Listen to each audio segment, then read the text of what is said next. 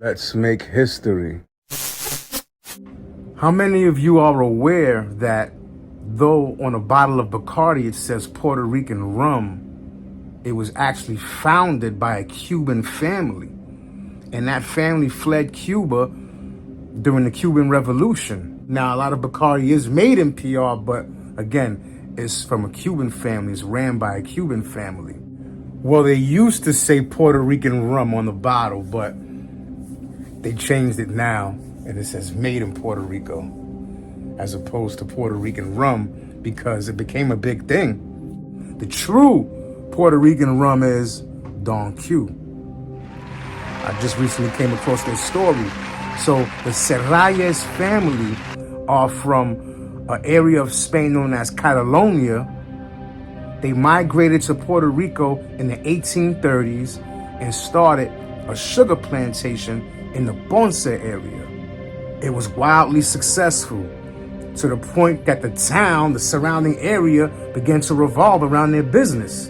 I mean, they built housing for their workers, they built a train line, and eventually an airport, which still exists.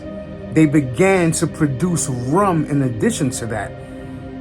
It took them roughly 70 years to perfect the process, but in 1932, they officially launched Don Q Rum. Let's talk about Don Juan Serralles, the man behind Don Q.